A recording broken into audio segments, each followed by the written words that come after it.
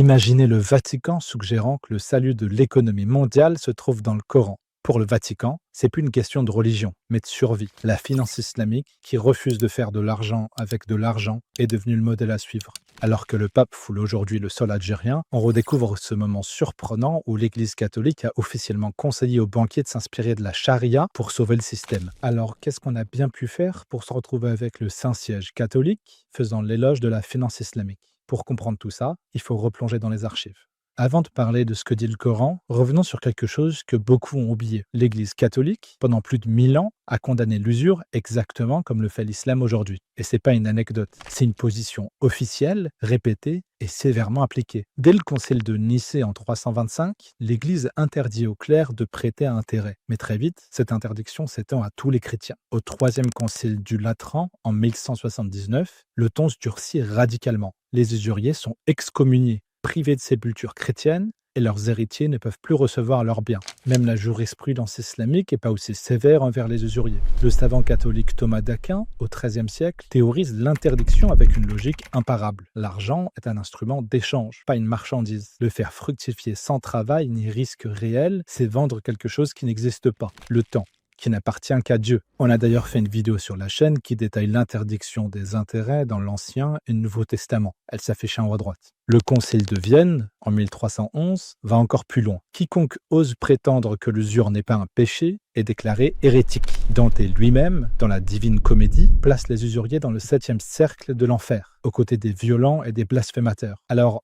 qu'est-ce qui s'est passé depuis? À partir du XVIe siècle, l'Europe connaît une explosion commerciale. Les grandes routes maritimes s'ouvrent. Le commerce à longue distance explose. Et avec lui, un besoin massif de financement. Les marchands, les princes, les États eux-mêmes ont besoin de crédit. Et les banquiers, florentins, génois, vénitiens, sont là pour y répondre. L'Église se retrouve dans une contradiction impossible. Condamner l'usure en théorie, tout en ayant elle-même besoin de crédit pour financer ses guerres, ses cathédrales et ses États pontificaux. C'est alors là que les théologiens vont alors déployer une ingéniosité remarquable pour trouver des échappatoires. Premièrement, le lucrum cessans. L'intérêt n'est pas une usure si le prêteur aurait pu gagner de l'argent autrement en utilisant son capital. Il se rémunère donc pour un manque à gagner. Subtilité qui ouvre une brèche immense. Deuxièmement, le periculum sortis. Si le prêteur court un risque de perdre son capital, l'intérêt est une compensation légitime du risque. Là encore, la porte est grande ouverte. Et enfin, les mondes de piété. Au XVe siècle, l'Église crée elle-même des institutions de prêt à intérêt. Elle se retrouve à gérer des établissements de crédit tout en condamnant officiellement l'usure. Et puis arrive enfin Calvin, le réformateur protestant. Au XVIe siècle, il légitime le prêt à intérêt tant que le taux est raisonnable. Le capitalisme protestant peut désormais se déployer sans complexe. C'est face à cette montée en puissance du capitalisme protestant et à l'industrialisation galopante que l'Église catholique recule progressivement.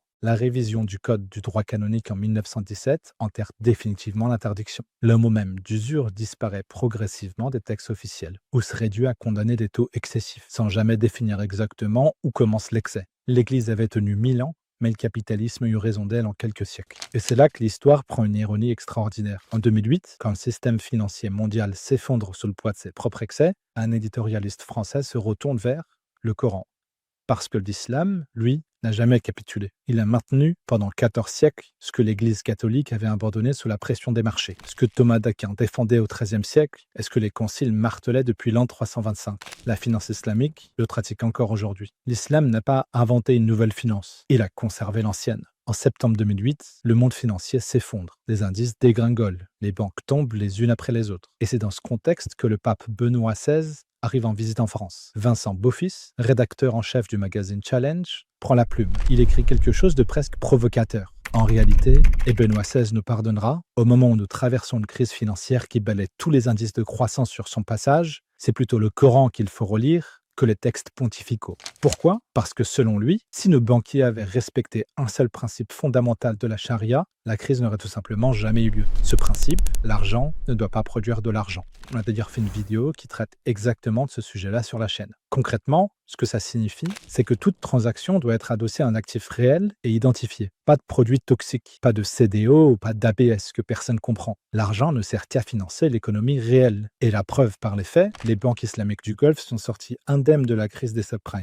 tout simplement parce qu'elles n'y étaient pas entrées. Mais l'histoire s'arrête pas là. En juillet 2009, l'agence Bloomberg révèle révèle une information qui va faire l'effet d'une bombe. Le journal officiel du Vatican, l'Osservatore Romano, vient de publier un article qui vante les mérites de la finance islamique. Idées et propositions de la finance islamique pour l'Occident en crise. Le Vatican se contente alors plus d'observer la finance islamique avec bienveillance. Il propose de s'en inspirer pour refondre les règles de la finance occidentale. Nous pensons que la finance islamique peut contribuer à la refondation de nouvelles règles pour la finance occidentale, vu que nous sommes confrontés à une crise qui est essentiellement une crise de confiance dans le système. Et pour finir leur article, les auteurs proposent même de financer l'industrie automobile ou les Jeux olympiques de Londres via des soukouks, produit phare de la finance islamique sur lequel on a déjà réalisé une vidéo qui s'est affichée en haut à droite. Alors, aujourd'hui, en regardant le pape Léon XIV visiter la grande mosquée d'Alger et appeler à la paix et au dialogue, on peut se dire que le rapprochement entre les deux univers n'est pas qu'une affaire de foi ou de politique. Il y a des décennies, deux crises financières majeures, en 2008 puis en 2009, avaient poussé des acteurs non musulmans jusqu'au Vatican lui-même à regarder vers la finance islamique avec une admiration sincère. Non pas par idéologie, mais par pragmatisme. Parce qu'un système qui interdit de faire de l'argent avec de l'argent, qui exige que chaque investissement soit ancré dans le réel, résiste mécaniquement aux bulles spéculatives. La visite de Léon XIV en Algérie, c'est un pont entre deux mondes. Mais ce pont existait déjà sur le terrain de l'économie bien avant ce voyage historique. Ces sujets vous intéressent? Vous pouvez nous le dire en commentaire. Et si vous voulez qu'on creuse davantage les principes de la finance islamique et leur pertinence aujourd'hui, la prochaine vidéo sera pour vous. Likez, partagez et on se retrouve la semaine prochaine, Inch'Allah.